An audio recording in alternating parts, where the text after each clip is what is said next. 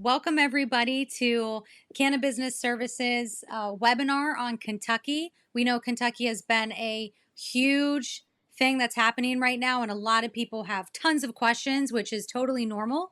And we want to start unraveling some of the complexities there and just help you navigate the beginning portions of this as you prepare yourself if you're looking to enter into the lottery, which is coming quickly. My name is Emily Cisneros. If you don't know me, I'm the founder and CEO of Canna Business Services, and Beth Panacucci, who is our Director of Operations extraordinaire. We've been in licensing for quite some time, for many years. We've been working together, so it's just been a really fun ride. We're a global organization. We have clients all over the world, and we've worked in almost every single regulated licensing state in the country. So that's the limited licensing rounds that are called competitive application rounds, and unlimited licensing rounds that are non-competitive, like Colorado, California. Competitive are those that have short windows of time where you have to submit an application and you either get entered into a lottery or you get graded and evaluated and selected to see if you win a license or not. So Kentucky is one of those limited licensing states. They're a competitive state, competitive licensing, and the added nuance is that it's a lottery on top of all of it. So it's not one of those states where you can just submit a couple forms like Ohio and you get entered into a lottery for a medical round. This is actually one where you owe a lot of information to the state, and they're going to evaluate to see if it's actually eligible for the program. And then once you pass that, only then you get entered into the lottery. Beth, do you have anything you want to start on there as just a high level overview of the program?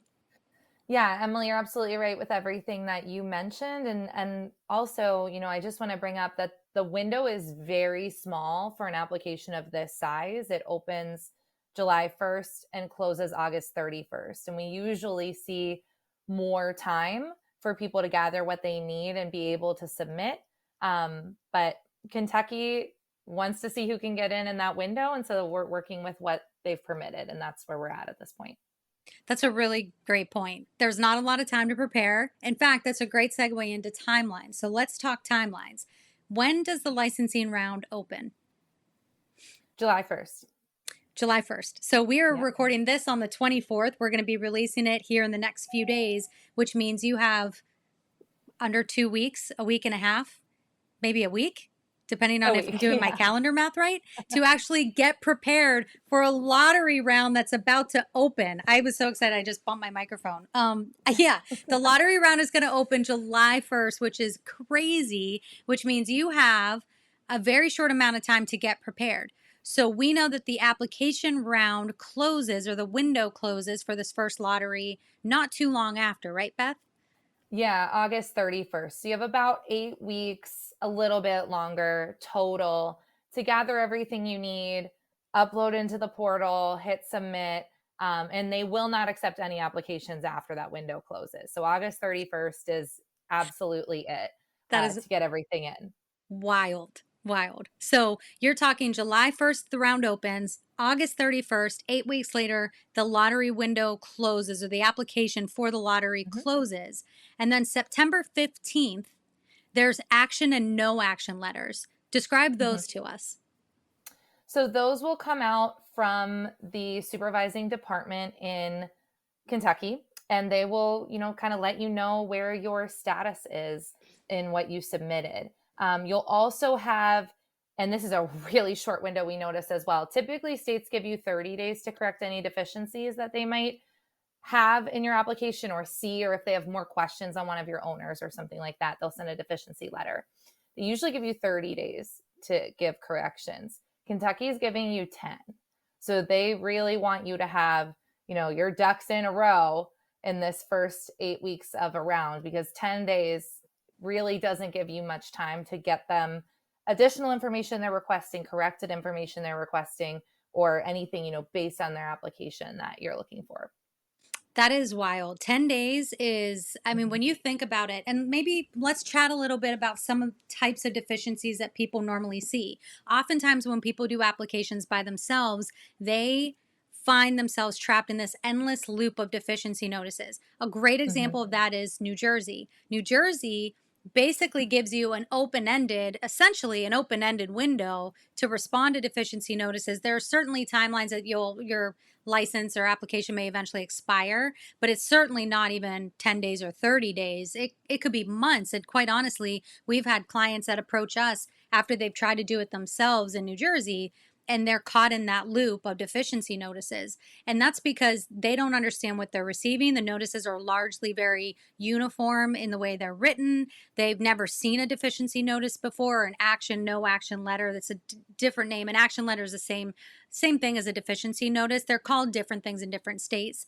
But request for more information is another way they're Mhm. phrased. So regardless of the title of that document, you're going to be receiving that, and you have to return the responses in 10 days. And that letter can contain more Mhm. than one item, right?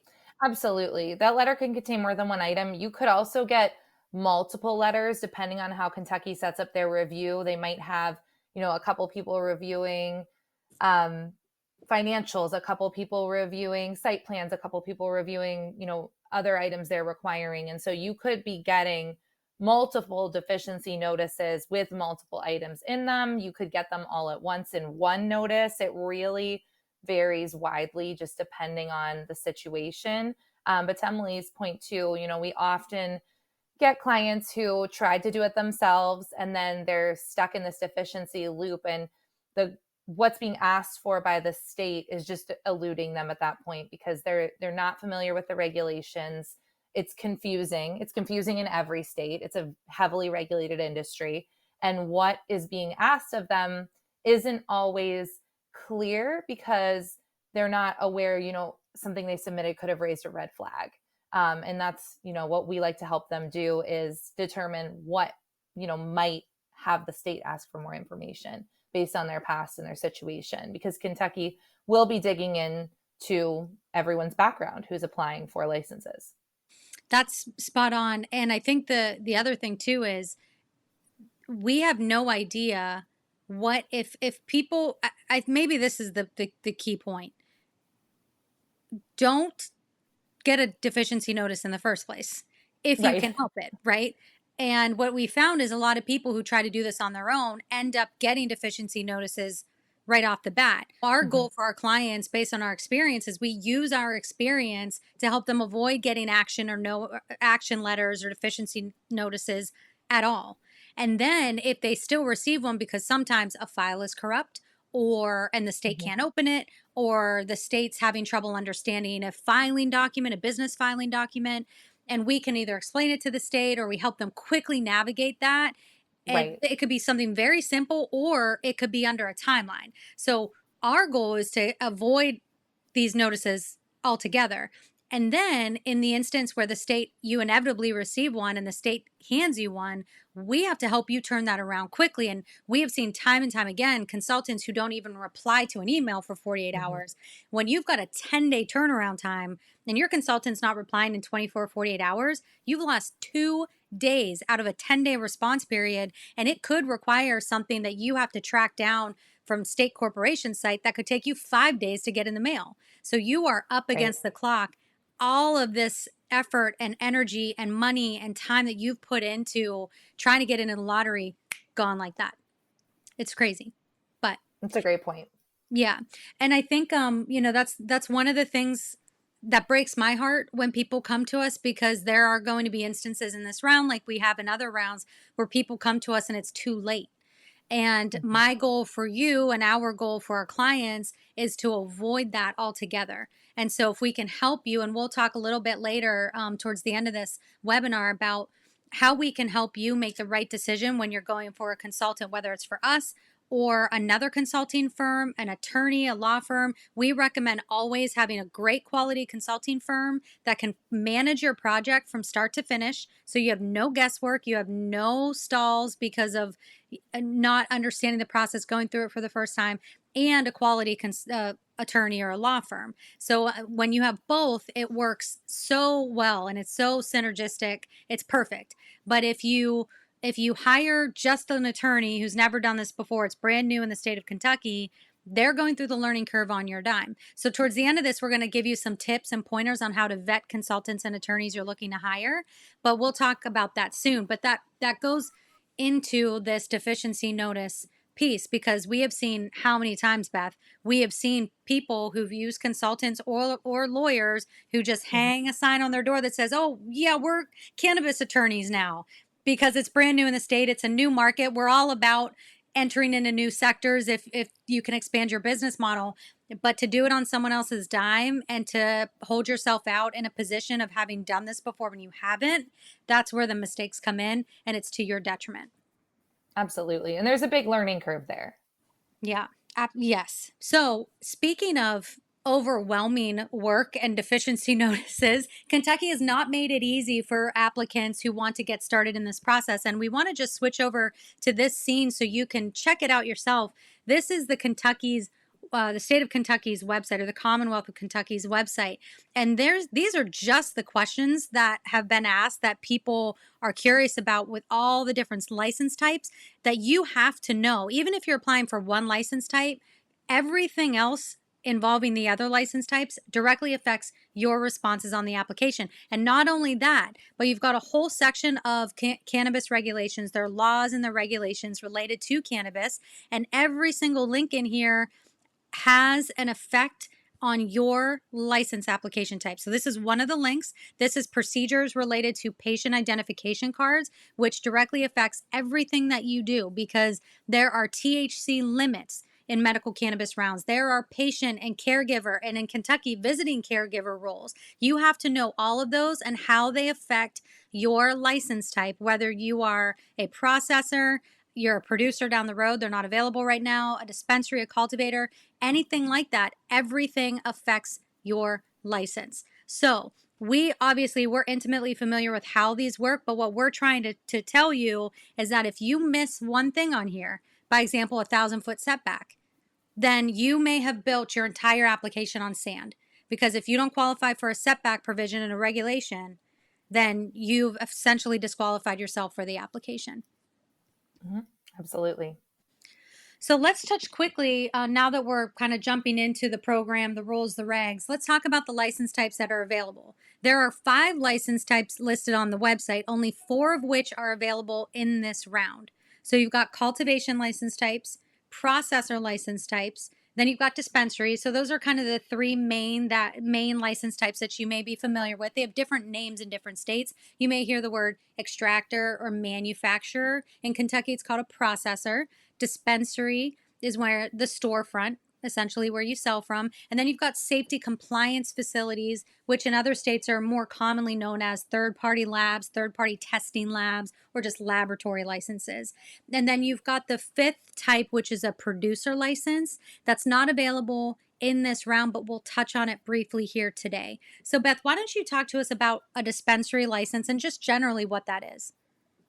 Sure. A dispensary license is where the patients and caregivers are going to come purchase the medical cannabis that they're going to consume or help administer. Kentucky did divide their state into regions. So when you are applying for a dispensary license, you do need to watch, and they did put out a very helpful tool. Watch what part of the state you plan to locate in, evaluate the numbers they plan to give out for that area, and so on and so forth. So there's some things with dispensary that are very specific to that license type that those same things don't apply to the other license types that Emily just mentioned. It's a great point. The region and the delineations within each region, and then there's some areas that actually have exemptions to those limits and all kinds of things. Mhm. Those are really important to know, similar to the setback requirements that we discussed, which is a limit to how close you can be to certain areas where you're located. And usually it's based on the edge of the property line. All of those things play into, especially dispensaries, all license types, but the regions in particular, the dispensaries are bound by that.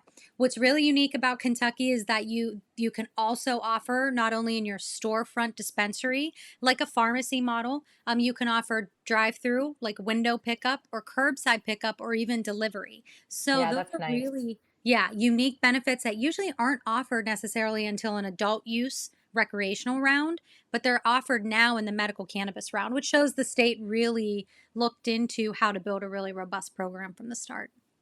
Absolutely. So, second, we have cultivation. So, Beth, why don't you just explain generally what a cultivation license is? Yeah. So a cultivation license is that's the location where you grow the cannabis.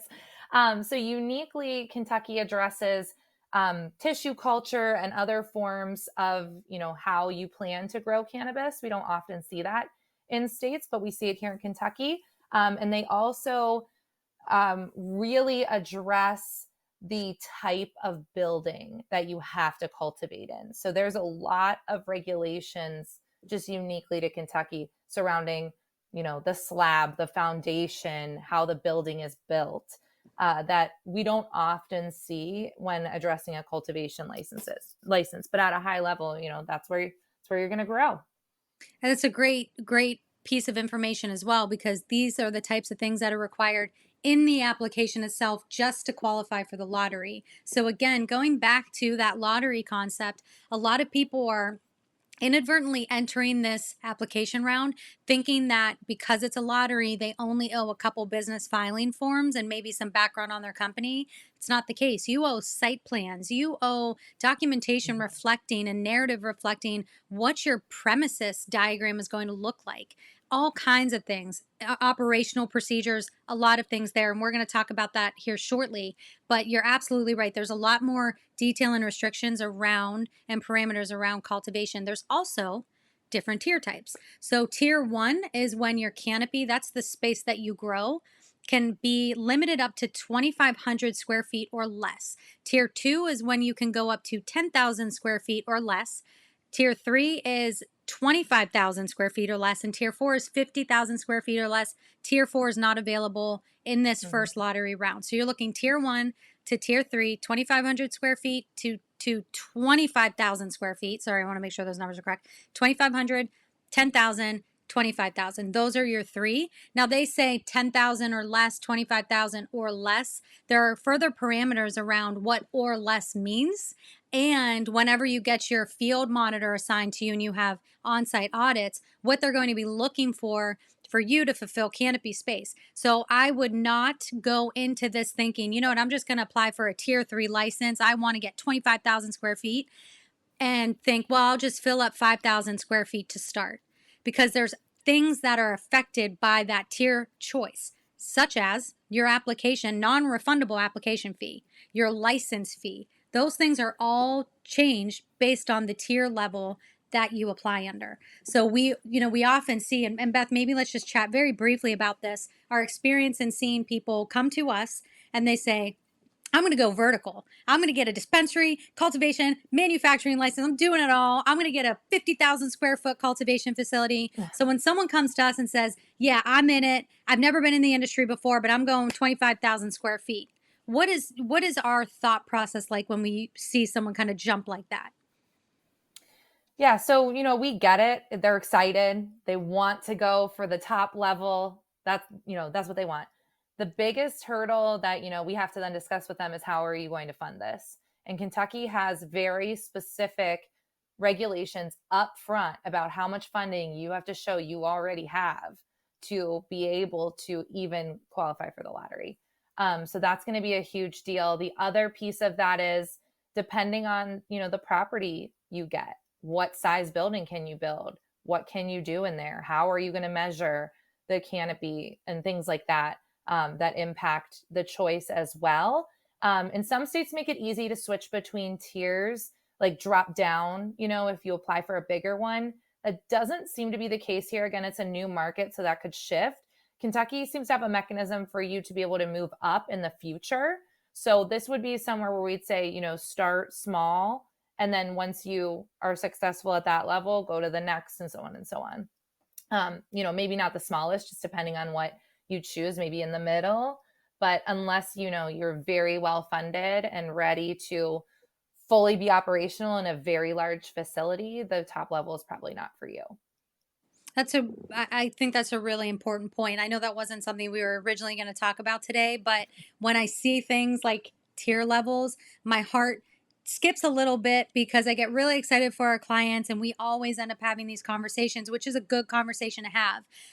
And Beth, you said it perfectly. We understand you're excited to be in this industry, but one of the things we want to make sure is that you're objectively defining your outcomes and your goals. And then we can help you roadmap how to get there and what's logical and what's a good first step to help you grow into your outcome. Maybe your goal is to get that tier 4, but maybe right now, logically speaking, you can afford a tier 2, and that's okay because you're going to be participating in the very first round of medical cannabis in Kentucky. And then you're going to capture a portion of the market. You have to think forward to adult use when that opens up, and you're going to expand into a dual use, which is medical and adult use. And then you can start to grow from there. And like Beth said, there are rules around expanding your tier size. So it's a really great point. So, not to belabor cultivation, let's jump into processing. And that again is where we've seen that interchangeable term manufacturing, extraction, processing. Here, it's called processor license. What's really magnificent about Kentucky is that they are not afraid to allow multiple product types. It is something that the Mhm. state of Georgia could take a lesson from. They only allowed, and it's not a knock on Georgia. Low It's THC oil. Or is it's a knock that on Georgia. Georgia Yeah. allowed low THC oil, and it was just in that basic form, and it's disgusting. And it what they were trying to do is say patients who really need it will take this, and it's low THC. And in our opinion, in our experience in the cannabis space, you can't just box in cannabis to this one THC type that's extremely limited, and then say, okay, you with neuropathy, you with cancer, you are stuck with this one type. Kentucky said, we are dodging that and we're going to allow all kinds of products, which is awesome. So you're allowed to have edibles, oils, tinctures, balms, all kinds of different things. And it's Nebulizers. Uh, nebulizers, yep. dermal patches, Yeah. vaporizers, and then even raw plant material, which would be flour. So Yeah. It's all of very those things. unique in a medical state. Yeah, that's 8 license types. I don't know if we said them all. I think we did, but that's 8 license types, 8 product types, I mean, that they Yeah. allow. 8 product types in a medical cannabis round. That makes the nerds in the cannabis space super happy because we see this all the time when states start in the medical, they're very gun shy and they only allow like maybe 1 or 2 product types, and they certainly don't allow edibles. So, you're probably beating actually New Jersey's adult use round when it started. You're probably going to surpass New Jersey in product samples or product types allowed by the time you're adult use, which is pretty cool. Mhm. So, there are limited extraction types available as well. This is something that is unique to Kentucky, where usually states are very high level in what they permit or don't permit or prohibit in extraction methods. So we're talking hydrocarbon, solvent based extraction, carbon dioxide based extraction, things like that. The state of Kentucky has actually listed out the permitted types. So you've got the hydrocarbon solvent based, the carbon dioxide based, and then there's 2 more I have written down here, the ethanol and the non solvent mechanical. So those 4 types are permitted in Kentucky, which is great in that Kentucky has actually done the legwork in understanding these different types of extraction methods. But a key here is if you're applying for a processor license, you have to understand the parameters and the restrictions in which you need to operate. So if you are going to introduce a new type of extraction method, this is not the time to do it. This is not Mhm. the time to introduce new extraction methods. Stay within the boundaries of the 4 that they permitted. If you've been in this space for years, you've got methods that are probably beneficial for the state of Kentucky. Right now, Kentucky is working within the parameters that it's set, and it doesn't want to modify that in this first round. This is their test to see if this thing works and if it flies. And it will fly. We all know that, but voters want to see it, politicians want to see it, regulators want to see it. They want it to be something that they're proud of. So stay within those 4 extraction methods, stay within those product types, and you will be set when you're applying for your application. But again, that's a lot to think of and a lot of operational procedures you have to dial in and nail perfectly. Or again, you're going to get that action letter and have 10 days to cure it. And if you don't cure it within those 10 days and make sure it's uploaded and able to be seen and viewed and not corrupted, you're not going to qualify for that lottery round. So, one of the last types here as we start to close out this webinar is the safety compliance facility. So, safety compliance facility is a fancy way of saying a lab. So, a lab or a third party testing lab, these are the groups that test the product, and every product has to be batch tested. So, if you're a cultivator or a processor, your products have to be tested in a laboratory. So, there's, of course, ownership restrictions around how you can have ownership in different license types. And we'll talk about that another day. But if you've got a safety compliance facility, you cannot test product in a dispensary that you own because that would be a conflict of interest. So just keep that in mind as you're looking into license types, especially if you're looking to apply for multiple license types. There's a lot of restrictions around whether you can have ownership in a safety compliance lab and any other license type. So the fifth and final, or I'm sorry, we didn't even we touched on dispensary. Yeah. So Yes, we did the that part. last one, not really applicable here, but let's touch on it really quickly. It's called a producer license. That's Mhm. essentially where you perform the duties of a cultivator and a processor all wrapped in one. So you'll grow, you'll harvest, and you'll also manufacture that harvest into products like the oils and the tinctures and the balms. That is not available in this first lottery round, but if it is something you are thinking of applying for in the future, prepare now. You are getting a sneak peek into this application process, which means you could actually start all of this now and not be in this rat race that everyone else is in. You can actually take your time. We love working with people a year in advance, and this may not be a year, it could only be a couple weeks, a couple months. We don't know Yeah. yet. But if you start now, you'll actually be able to breathe a little bit slower and not feel the weight of the world on your shoulders. And you could apply for that basically 2-in-1 license type, the producer license type. So certainly reach out to us if you are interested in that because that's an important one and it's going to come up in another round sooner than we expect. Yeah, and even we want, people who want to get in this first round, but if you don't make it in this first round, what is unique in Kentucky is they've shared they're going to start evaluating the market in January 2025, and they're going to look at quarterly at do we need more to issue more licenses of various types. So I wouldn't be surprised. I doubt we see another round this year, but in 2025, maybe one or two rounds, or they might, open and close it based on license type. Like, hey, we're looking for 6 more cultivators. We're going to open the window. And I also wouldn't be surprised if they shorten the window at that point too when they open it, because we see they're giving 8 weeks here, but next year it might be 3 weeks, it might be 4 weeks, just depending. So, like Temily's point, it's good to start now. Yeah, that absolutely.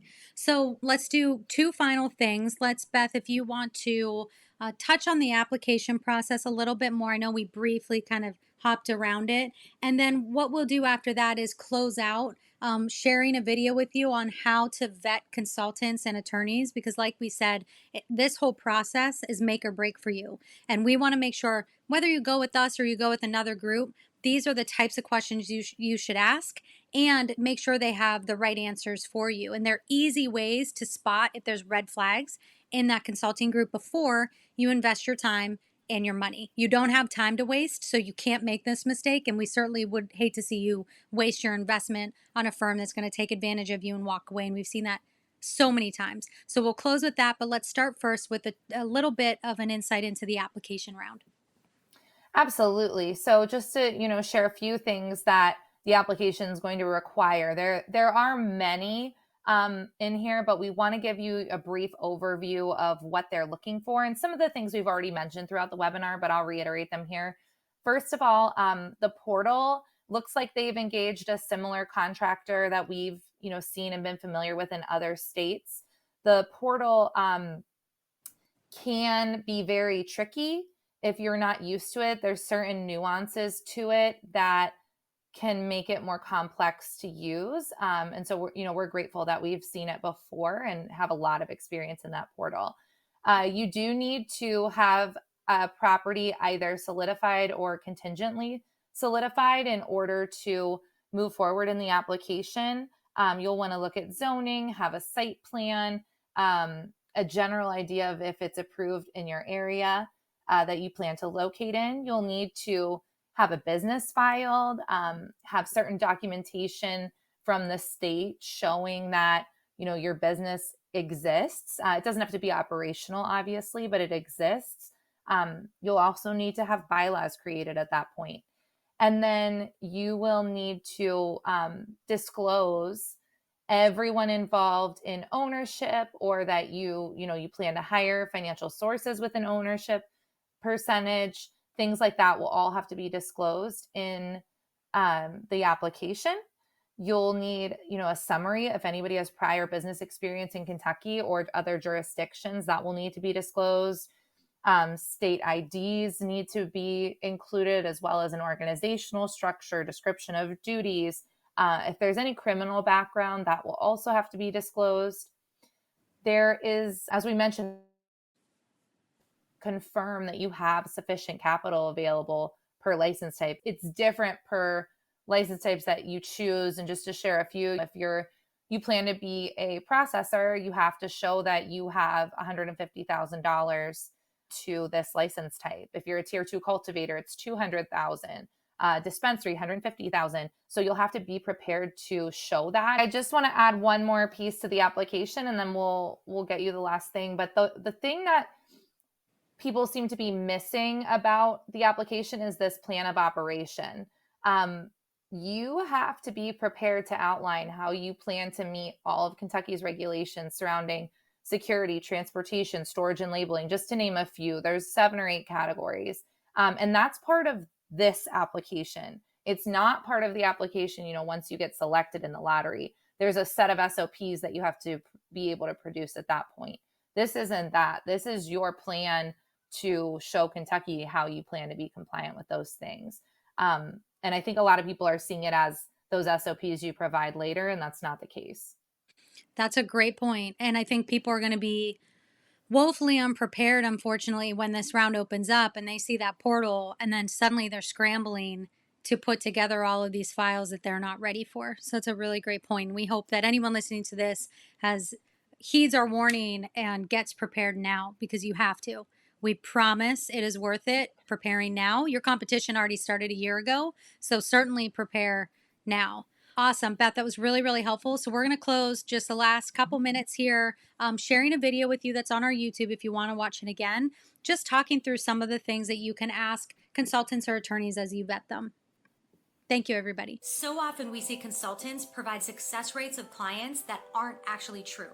So how do you cut through that? You ask the right questions. So we're going to give you some questions you can ask to make sure that these consultants are giving you true information before you spend money on them. So often we see consultants lie about success rates. So if you're looking to hire someone for application preparation, by example, there's key questions you want to ask. So we'll help you ask the right questions. First, start by asking what their success rate is. And they should give you a general understanding of what that means and why it's important. There are 2 different types of markets and licensing programs. You've got competitive states and non-competitive states.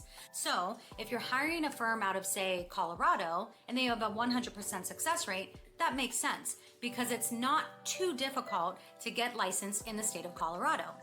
But if they're marketing themselves in, say, the state of New York, and they say, hire us, we've got a 100% success rate, but they're not qualifying why they have the 100% success rate, then they're probably not being truthful in their statement. If you see a win rate, dig in a little bit further by asking the following questions. Ask them what states they've worked in, but be particular as well in asking what the capacity of their work has been in those states. By example, we see consultants who do a portion of a full project. Maybe their expertise is in one segment of a full project, which is great.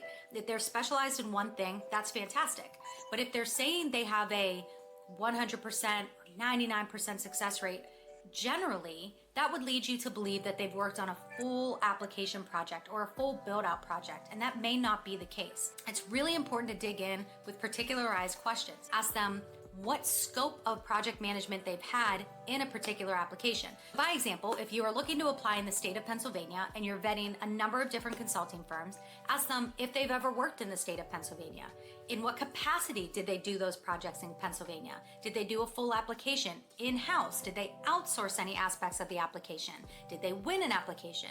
If not, why not? When someone asks us what our win rate is, we make sure to explain to them the difference between competitive states and non-competitive states, because we have 2 different win rates based on that. And that's a truthful response. We give you the best chance to win but you're not always going to win, especially in a competitive state where so many factors outside of your hands could influence the decision. But we give an honest win rate, and we thoroughly explain that win rate and educate you on how to ask other firms further questions on how to explain their successes. This is just a taste of the questions you should be asking as you vet consultants. If you're looking to learn more on the questions you should ask consultants as you're vetting them, check out our blog or check out our YouTube video as we go through a deep dive into the questions you should be asking.